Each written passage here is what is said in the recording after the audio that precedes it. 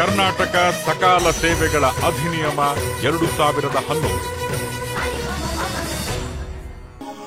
Video ಆಧಾರಿತ ಉಪನ್ಯಾಸ Sakala. Doctor Shalini Rajneesh, IAS. ಮುಖ್ಯಸ್ಥರು ಸಕಾಲ ಮಿಷನ್. ಕಾರ್ಯದರ್ಶಿ ಸಿಬ್ಬಂದಿ ಆಡಳಿತ ಸುಧಾರಣಾ ವಿಭಾಗ. ಭಾರತವು ಜಗತ್ತಿನಲ್ಲಿ ಅತಿ ದೊಡ್ಡ ಪ್ರಜಾಪ್ರಭುತ್ವ ಹೊಂದಿರುವ ರಾಷ್ಟ್ರ.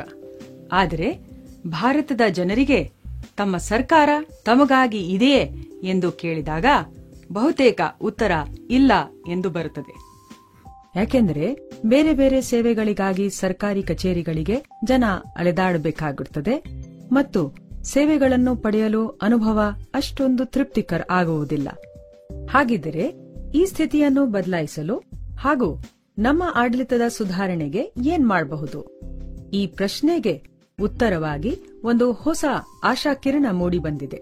ಅದು ಕರ್ನಾಟಕ ಸಕಾಲ ಸೇವೆಗಳ ಅಧಿನಿಯಮ 2011. ಹಲವು ರಾಜ್ಯಗಳು ಈಗಾಗಲೇ ಇಂಥ ಅಧಿನಿಯಮಗಳನ್ನು ಅಂಗೀಕರಿಸಿದ್ರೂ ಸಹ ಇದರ ಅನುಷ್ಠಾನದಲ್ಲಿ ಕರ್ನಾಟಕ ಮುಂಚೂಣಿಯಲ್ಲಿ ಇದೆ. ಭಾರತ ಸರ್ಕಾರ ಕೂಡ ಎಲ್ಲಾ ಸೇವೆಗಳನ್ನು ಜನತೆಗೆ ಕಾಲಮಿತಿಯಲ್ಲಿ ನೀಡಲು ಸರ್ಕಾರಿ ನೌಕರರನ್ನು ಹೊಣೆಗಾರರಾಗುವಂತೆ ಮಾಡುವುದಕ್ಕಾಗಿ ಇಂಥದೇ ಅಧಿನಿಯಮವನ್ನು ಪ್ರಸ್ತಾಪಿಸಿದೆ. ಆದರೆ ಈ ಶಾಸನವನ್ನು ರೂಪಿಸಿ ಜಾರಿಗೊಳಿಸುವಲ್ಲಿ ಕರ್ನಾಟಕ ಅನುಸರಿಸಿದ ರೀತಿ ಅನುಪಮವಾದುದು.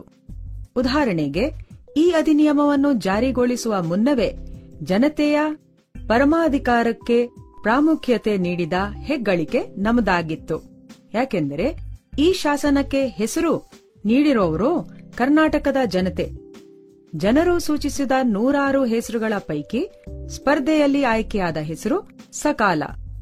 ಇದರ ಅರ್ಥ ಸಮಯದ ಒಳಗೆ ಸೇವೆಗಳ ವಿತರಣೆ. ಸಕಾಲದ ಲಾಂಛನ ಕೂಡ ಬಹಳ ಆಕರ್ಷಕ ಹಾಗೂ ಕುತೂಹಲಕರ.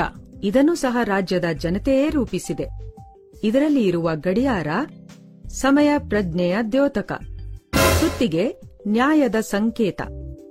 ಕಾಲದ ಮಿತಿಗೆ ಬದ್ಧರಾಗಿ ಕರ್ತವ್ಯ ನಿರ್ವಹಿಸದಿದ್ರೆ ವಿಳಂಬ ಮಾಡುವ ಸರ್ಕಾರಿ ನೌಕರರು ಪ್ರತಿದಿನದ ವಿಳಂಬಕ್ಕೆ 20 ರೂಪಾಯಿಯಂತೆ ಗರಿಷ್ಠ 500 ರೂಪಾಯಿವರೆಗೆ ನಾಗರಿಕರಿಗೆ ಪರಿಹಾರದ ವೆಚ್ಚವನ್ನು ಭರಿಸಬೇಕಾಗುತ್ತದೆ. ಸಕಾಲ ಜಾರಿಗೊಂಡ ನಂತರ ಕಾಲ ಕರ್ನಾಟಕದ ಜನತೆಗೆ ನಿಜಕ್ಕೂ ಸಕಾಲವೇ ಆಗಿದೆ.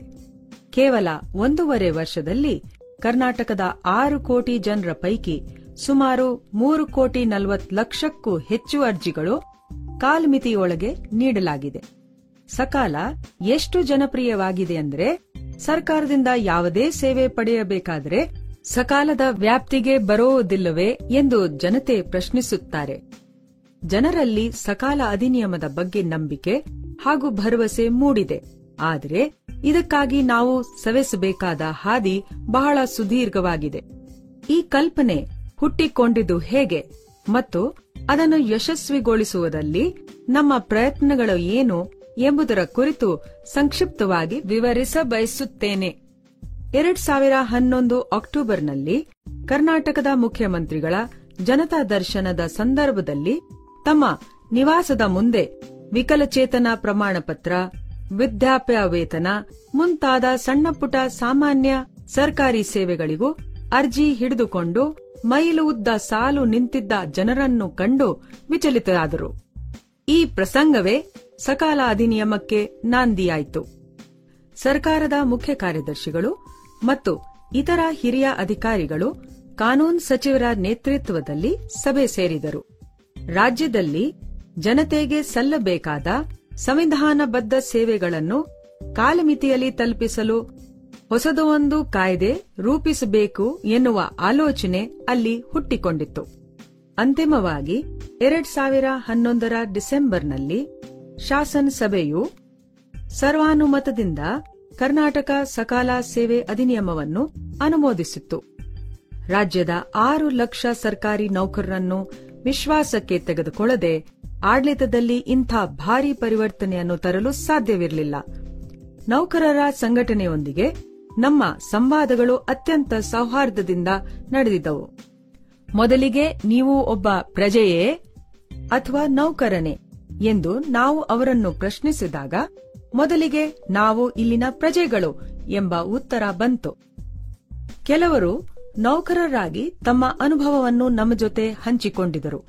ಇತರ ಇಲಾಖೆಗಳಿಂದ ಸೇವೆಗಳನ್ನು ಪಡೆಯುವಲ್ಲಿ ಎದುರಾಗುವ ಸಮಸ್ಯೆಗಳನ್ನ ವಿವರಿಸಿದರು.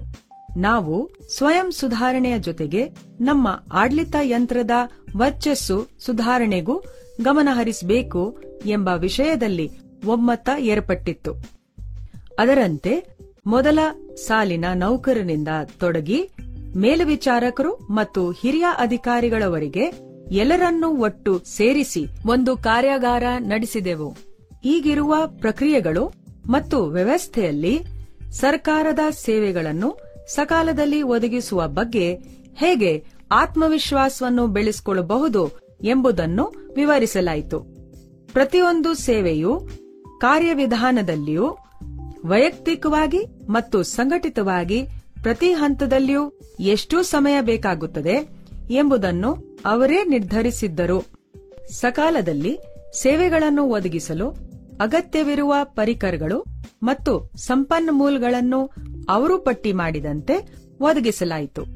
ಸಕಾಲ ಅಧಿನಿಯಮವನ್ನು ಕಾರ್ಯಗತಗೊಳಿಸಲು ರಾಜ್ಯ ಮಟ್ಟದಲ್ಲಿ ಸಿಬ್ಬಂದಿ ಆಡಳಿತ ಸುಧಾರಣಾ ವಿಭಾಗದ ಕಾರ್ಯದರ್ಶಿ ಮುಖ್ಯಸ್ಥರಾಗಿರುತ್ತಾರೆ. ಅವರಿಗೆ ಸಹಾಯಕರಾಗಿ ಅಪರ ಮಿಷನ್ ನಿರ್ದೇಶಕರು ಹಾಗೂ ಒಬ್ಬ ಆಡಳಿತಾಧಿಕಾರಿ ಆಗಿರುತ್ತಾರೆ. ಜೊತೆಗೆ ಖಾಸಗಿ ವಲಯದಿಂದ ಹೊರವ ರಾಜ್ಯ ಮಾಹಿತಿ ತಂತ್ರಜ್ಞಾನ ಸಮಾಲೋಚಕರು ಹಾಗೂ ನಿರ್ವಹಣಾ ಸಮಾಲೋಚಕರನ್ನು ನೇಮಕಾತಿ ಮಾಡಿಕೊಳ್ಳಲಾಗಿದೆ. ಪ್ರತಿದಿನ ಸೇವೆಗಳ ಬಳಕೆ, ಪ್ರಗತಿ ಮತ್ತು ಸೇವೆಗಳ ವಿಲೇವಾರಿ ಬಗ್ಗೆ ಸಕಾಲ ಮಿಷನ್ ತಂಡವು ಕಾರ್ಯನಿರ್ವಹಿಸುತ್ತದೆ. ರಾಜ್ಯ ಮಟ್ಟದಲ್ಲಿ ಸರ್ಕಾರದ ಪ್ರಧಾನ ಕಾರ್ಯದರ್ಶಿಗಳು ಸಕಾಲ ಅಧಿನಿಯಮ ಅನುಷ್ಠಾನದ ಪ್ರಗತಿ ಪರಿಶೀಲನೆಯ ಜವಾಬ್ದಾರಿಯನ್ನು ಹೊಂದಿರುತ್ತಾರೆ. ಎಲ್ಲಾ ವಿಭಾಗದ ಪ್ರಧಾನ ಕಾರ್ಯದರ್ಶಿಗಳು ಮತ್ತು ಇಲಾಖಾ ಮುಖ್ಯಸ್ಥರು ಈ ಪರಿಶೀಲನಾ ಸಭೆಯಲ್ಲಿ ಭಾಗವಹಿಸಿರುತ್ತಾರೆ. ಜಿಲ್ಲಾ ಮಟ್ಟದಲ್ಲಿ ಜಿಲ್ಲಾಧಿಕಾರಿಗಳು ಜಿಲ್ಲೆಯ ನೋಡಲ್ ಅಧಿಕಾರಿಗಳಾಗಿರುತ್ತಾರೆ. ಅವರೊಂದಿಗೆ ಸಕಾಲ ಅಧಿನಿಯಮ ಅನುಷ್ಠಾನಕ್ಕೆ ಸಹಕರಿಸಲು ಜಿಲ್ಲಾ ಮಾಹಿತಿ ಸಮಾಲೋಚಕರು ಸಹಾಯ ಮಾಡುತ್ತಿದ್ದಾರೆ. ರಾಷ್ಟ್ರೀಯ ಸೂಚ್ಯಾಂಕ ಕೇಂದ್ರ ಎನ್ಐಸಿ ವಿದ್ಯುನ್ಮಾನ ಆಡಳಿತಕ್ಕೊಂದು ಸಮರ್ಥ ಪರಿಹಾರ ಒದಗಿಸುವಲ್ಲಿ ನೆರವಾಗಿದೆ. ಸಕಾಲಕ್ಕಾಗಿ www.sakala.kar.nic.in ಎಂಬ ಪ್ರತ್ಯೇಕ ಪೋರ್ಟಲ್ವನ್ನು ಅಭಿವೃದ್ಧಿಪಡಿಸಿದೆ. ಇದು ನಾನಾ ಇಲಾಖೆಗಳ ಆಂತರಿಕ ತಂತ್ರಾಂಶಗಳನ್ನು ಜೋಡಿಸುತ್ತದೆ. ಯಾವುದೇ ಸರ್ಕಾರಿ ಕಚೇರಿಗೆ ಭೇಟಿ ನೀಡುವ ನಾಗರಿಕನು ನೇರವಾಗಿ ಈ ಪೋರ್ಟಲ್ನಲ್ಲಿ ತಮ್ಮ ಅರ್ಜಿಯನ್ನು ನೋಂದಾಯಿಸಬಹುದು ಹಾಗೂ 15 ಸಂಖ್ಯೆಯುಳ್ಳ ಸ್ವೀಕೃತಿ ಪತ್ರ ಪಡೆಯಬೇಕು. ಇದರಲ್ಲಿ ಪೂರ್ವ ನಿಗದಿತ ವಿನ್ಯಾಸದ ಅರ್ಜಿ ನಮೂನೆ ಇದ್ದು ನಾಗರಿಕರ ಹೆಸರು, ವಿಳಾಸ ಮತ್ತು ಮೊಬೈಲ್ ಸಂಖ್ಯೆಯನ್ನು ಕೇಳುತ್ತದೆ. ಈಗಂತೂ ಕಡತಗಳ ಹಿಂದೆ ಜನ ಅಲೆಯುವ ಸ್ಥಿತಿ ಬದಲಾಗಿ ಎಸ್ಎಂಎಸ್ ಮೂಲಕ ಅವರಿಗೆ ಮಾಹಿತಿ ದೊರಕುವಂತಹ ಕಾಲ ಬಂದಿದೆ.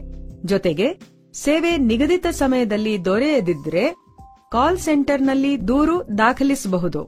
ಇದು ತನ್ನೆಂತಾನೆ ಪ್ರಥಮ ಮೇಲ್ಮನವಿಯಾಗಿ ನೋಂದಾಯಿಸಲ್ಪಟ್ಟಿರುತ್ತದೆ. ಸಕಾಲ ಅಧಿನಿಯಮ ಇಲೆಕ್ಟ್ರಾನಿಕ್ ಬೆಂಬಲಿತ ಶಾಸನಬದ್ಧ ಸೇವೆಯಾಗಿದ್ದು ನಾಗರಿಕಗಳಿಗೆ ಅಷ್ಟೇ ಅಲ್ಲದೆ ಸಿಬ್ಬಂದಿಯ ಸಮಯವನ್ನು ಕೂಡ ಉಳಿಸುತ್ತದೆ. ಅಧಿಕಾರಿಗಳಿಗೆ ಪ್ರತಿದಿನ ಬೆಳಿಗ್ಗೆ 8 ಗಂಟೆಗೆ ವಿಲೆ ಬಾಕಿ ಅರ್ಜಿಗಳ ವಿವರ ಹಾಗೂ ಪ್ರತಿ ಸಂಜೆ 6 ಗಂಟೆಗೆ ಎಷ್ಟು ಅರ್ಜಿ ವಿಲೆಯಾಗಿದೆ ಎಂಬುದರ ಬಗ್ಗೆ ಎಸ್ಎಂಎಸ್ ಮುಖಾಂತರ ಮಾಹಿತಿ ದೊರಕುತ್ತದೆ. ಇದರಿಂದಾಗಿ ಪ್ರತಿದಿನದ ಪ್ರಾರಂಭದಲ್ಲಿ ಯಾವ ಕರ್ತವ್ಯ ನಿರ್ವಹಿಸಬೇಕೆಂದು ತಿಳಿಯುತ್ತದೆ ಹಾಗೂ ದಿನದ ಕೊನೆಯಲ್ಲಿ ತಾವು ನಿರ್ವಹಿಸಿರುವ ಕೆಲಸದ ಬಗ್ಗೆ ಸಂತೃಪ್ತಿ ಸಹ ದೊರಕುತ್ತದೆ. ನೌಕರರಲ್ಲಿ ವೃತ್ತಿಪರತೆಯನ್ನು ರೂಢಿಸುವ ಹೊಣೆಗಾರಿಕೆಯನ್ನು ಮೈಸೂರಿನ ಆಡಳಿತ ತರಬೇತಿ ಸಂಸ್ಥೆಯ ಮಹಾನಿರ್ದೇಶಕರಾದ ಡಾ ಅಮಿತಾ ಪ್ರಸಾದ್ ಸಮರ್ಥವಾಗಿ ನಿರ್ವಹಿಸುತ್ತಿದ್ದಾರೆ. ಸಿಬ್ಬಂದಿಗಳಿಗೆ ಬೇರೆ ಬೇರೆ ಹಂತದ ತರಬೇತಿಗಳನ್ನು ನೀಡಲಾಯಿತು. ಅದು ಕೇವಲ ಮಾಹಿತಿ ತಂತ್ರಜ್ಞಾನ ಕೌಶಲ್ಯಕ್ಕೆ ಸೀಮಿತವಾಗದೆ ಸಿಬ್ಬಂದಿ ವರ್ಗದ ವೃತ್ತಿ ನೈಪುಣ್ಯವನ್ನು ಹೆಚ್ಚಿಸಿಕೊಳ್ಳುವ ಆಶಯವನ್ನು ಹೊಂದಿತ್ತು. ಪಾರದರ್ಶಕತೆ, ಸಾಮರ್ಥ್ಯ ಮತ್ತು ಉತ್ತರದಾಯಿತ್ವ ಈಗ ನಮ್ಮ ಆಡಳಿತ ಯಂತ್ರದಲ್ಲಿ ಹೆಚ್ಚು ಹೆಚ್ಚು ವೈಯಕ್ತವಾಗಿ ಗೋಚರಿಸುತ್ತದೆ. ಕಾಲಮಿತಿಯೊಳಗೆ ಸೇವೆಯನ್ನು ಪಡೆಯುವ ತಮ್ಮ ಹಕ್ಕುಗಳ ಬಗ್ಗೆ ನಾಗರಿಕರಲ್ಲಿ ಅರಿವು ಮೂಡಿಸಲು ಭಾರಿ ಪ್ರಮಾಣದ ಪ್ರಚಾರ ಆಂದೋಲನದ ಅವಶ್ಯಕತೆ ಇತ್ತು. ಅದರಂತೆ ಕರ್ನಾಟಕ ಸರ್ಕಾರದ ವಾರ್ತೆ ಇಲಾಖೆಯ ಜಂಟಿ ನಿರ್ದೇಶಕರಾದ ಶ್ರೀಮತಿ ಮಮತಾ ಗೌಡರ್ರವರ ನೇತೃತ್ವದಲ್ಲಿ ಒಂದು ವಿಶೇಷ ಪ್ರಚಾರ ಯೋಜನೆ ರೂಪಿಸಲಾಯಿತು. ಸಾಂಪ್ರದಾಯಿಕ ಮತ್ತು ಅಸಾಂಪ್ರದಾಯಿಕ ಸಮೂಹ ಮಾಧ್ಯಮಗಳು, ಟಿವಿ, ರೇಡಿಯೋ, ಬೀದಿ ನಾಟಕ, ಟ್ವಿಟರ್, ಫೇಸ್ಬುಕ್, ಯೂಟ್ಯೂಬ್ಗಳಂತಹ ಸಾಮಾಜಿಕ ಜಾಲತಾಣಗಳು ಸೇರಿದಂತೆ ಎಲ್ಲಾ ಬಗೆಯ ಮಾಧ್ಯಮಗಳನ್ನು ಬಳಸಿಕೊಳ್ಳುವ ಒಂದು ಸಮರ್ಥ ವಿಧಾನವನ್ನು ಅಳವಡಿಸಿಕೊಳ್ಳಲಾಯಿತು. ಶಾಲಾ ಮಕ್ಕಳು, ಕಾಲೇಜ್ ವಿದ್ಯಾರ್ಥಿಗಳು, ಮಹಿಳಾ ಸ್ವಸಹಾಯ ಗುಂಪುಗಳು, ಯೂತ್ ಕ್ಲಬ್ಗಳು ಮತ್ತು ಸಾಧ್ಯವಿರುವ ಎಲ್ಲಾ ನಾಗರಿಕ ಗುಂಪುಗಳನ್ನು ಬಳಸಿಕೊಂಡು ಸಕಾಲ ಅಧಿನಿಯಮದ ಬಗ್ಗೆ ಹಾಗೂ ಅದರಿಂದ ಅತ್ಯುತ್ತಮ ರೀತಿಯಲ್ಲಿ ಸೇವೆಗಳನ್ನು ಪಡೆದುಕೊಳ್ಳುವುದು ಹೇಗೆ ಎಂಬುದರ ಬಗ್ಗೆ ಮಾಹಿತಿ ನೀಡಲು ನಿರಂತರ ಪ್ರಯತ್ನಿಸಲಾಯಿತು. ಪ್ರತಿಯೊಂದು ಕಚೇರಿಯ ಎದುರಿಗೆ ಅಲ್ಲಿ ಲಭ್ಯವಿರುವ ಒಟ್ಟು ಸೇವೆಗಳು, ನಿಗದಿತ ಕಾಲಾವಧಿ, ಸಂಬಂಧಿತ ಅಧಿಕಾರಿ ಯಾರು, ಆತ ಕರ್ತವ್ಯ ನಿರ್ವಹಿಸದಿದ್ದರೆ ನಂತರದ ಅಧಿಕಾರಿ ಯಾರು, ಎಷ್ಟು ದಿನಗಳ ಒಳಗೆ ಸೇವೆಗಳನ್ನ ಒದಗಿಸಬೇಕು ಮತ್ತು ನಾಗರಿಕರಿಗೆ ನೀಡಬೇಕಾದ ಪರಿಹಾರದ ಮೊತ್ತವೆಷ್ಟು, ಈ ಅಧಿಕಾರಿಯು ಸೇವೆ ಒದಗಿಸುವಲ್ಲಿ ವಿಫಲವಾದರೆ ಮೇಲ್ಮನವಿ ಸಲ್ಲಿಸಬೇಕಾದ ಅಧಿಕಾರಿ ಹೆಸರು ಇತ್ಯಾದಿ ಮಾಹಿತಿಯುಳ್ಳ ಫಲಕವನ್ನು ಕಡ್ಡಾಯವಾಗಿ ಪ್ರದರ್ಶಿಸಲಾಯಿತು. ಈ ರೀತಿಯಾಗಿ ಸಕಾಲ ಅಧಿನಿಯಮ ಜಾರಿಯಿಂದ ಇಡೀ ಸರ್ಕಾರದ ಅಧಿಕಾರಿ ವರ್ಗವು ತನ್ನ ಹೊಣೆಗಾರಿಕೆಯನ್ನು ಸಕಾಲದಲ್ಲಿ ನಿಭಾಯಿಸಬೇಕಾಗುತ್ತದೆ. ಪ್ರಜೆಗಳ ಹಕ್ಕು ತಾನಾಗಿಯೇ ರಕ್ಷಣೆ ಆಗುತ್ತದೆ. ಫಲಕಗಳು ಮತ್ತು ಜಾಗೃತಿ ಆಂದೋಲನಗಳ ಹೊರತಾಗಿ ನಾವು ಒಂದು ಕರೆ ಕೇಂದ್ರವನ್ನು ಸಹ ಆರಂಭಿಸಿದೆವು. 080 4455 4455 ಎನ್ನುವ ಸರಳವಾದ ಸಂಖ್ಯೆಯುಳ್ಳ ರಾಜ್ಯಕ್ಕೆ ಏಕ ಮಾತ್ರ ಕಾಲ್ ಸೆಂಟರ್. ರಾಜ್ಯದ ಯಾವುದೇ ಭಾಗದಿಂದ ಯಾರು ಬೇಕಾದರೂ ಈ ಕಾಲ್ ಸೆಂಟರ್ಗೆ ಕರೆ ಮಾಡಿ ಸಕಾಲ ಅಧಿನಿಯಮದ ಅಡಿ ಲಭ್ಯವಿರುವ ಎಲ್ಲಾ ಸೇವೆಗಳ ಮಾಹಿತಿಯನ್ನು ಪಡೆಯಬಹುದು. ಯಾವ ಸೇವೆಗಳನ್ನು ಎಲ್ಲಿ ಪಡೆಯಬೇಕು, ಯಾವ ಯಾವ ದಾಖಲೆಗಳನ್ನು ಒಯ್ಯಬೇಕು, ಯಾವ ಕಚೇರಿಗೆ ಹೋಗಬೇಕು, ನಾಗರಿಕರು ಅದಕ್ಕೆ ಅರ್ಹರೇ, ಅರ್ಹರಾಗಿದ್ದಲ್ಲಿ ಎಷ್ಟು ಶುಲ್ಕ ಪಾವತಿಸಬೇಕು ಇತ್ಯಾದಿ ಪ್ರಶ್ನೆಗಳಿಗೆ ಉತ್ತರವನ್ನು ಈ ಕರೆ ಕೇಂದ್ರದಿಂದ ಪಡೆಯಬಹುದು. ಜಿಲ್ಲಾ ಮತ್ತು ತಾಲೂಕಾ ಕಚೇರಿಗಳಲ್ಲಿ ನಾಗರಿಕರ ಉಪಯೋಗಕ್ಕಾಗಿ ಸಕಾಲ ಸಹಾಯ ಕೇಂದ್ರಗಳನ್ನು ಸಹ ಸ್ಥಾಪಿಸಲಾಗಿದೆ. ನಾಗರಿಕರ ಮುಗ್ಧತೆಯನ್ನು ದುರುಪಯೋಗ ಪಡಿಸಿಕೊಂಡು ಲಾಭ ಪಡೆಯುತ್ತಿದ್ದ ಮಧ್ಯವರ್ತಿಗಳ ಹಾವಳಿಗೂ ಕಡಿವಾಣ ಬಿದ್ದಿದೆ.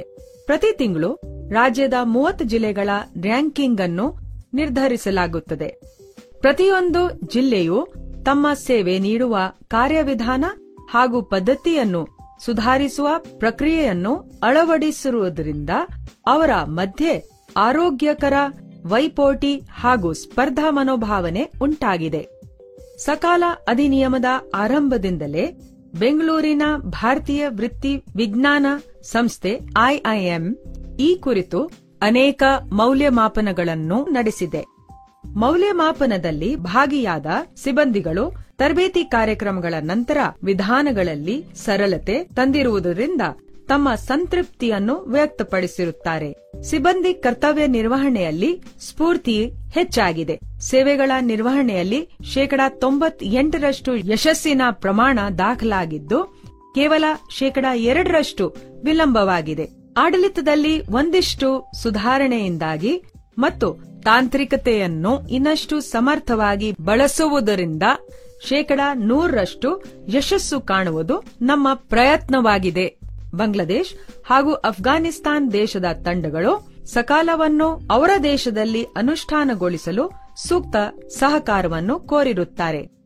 ಶಿಕಾಗೋ ವಿಶ್ವವಿದ್ಯಾಲಯಕ್ಕೆ ಸೇರಿದ ಬೂತ್ ಸ್ಕೂಲ್ ಆಫ್ ಇಕನಾಮಿಕ್ಸ್ ತಂಡದವರು ನಾಗರಿಕರ ಸಮೀಕ್ಷೆಯನ್ನು ನಡೆಸಿ ಸಕಾಲ ಜನರಲ್ಲಿ ಮತ್ತು ಸರ್ಕಾರದಲ್ಲಿ ಯಾವ ರೀತಿ ಬದಲಾವಣೆಗೆ ಕಾರಣವಾಯಿತು ಎಂಬುದನ್ನು ಅಧ್ಯಯನ ಮಾಡಿರುತ್ತಾರೆ.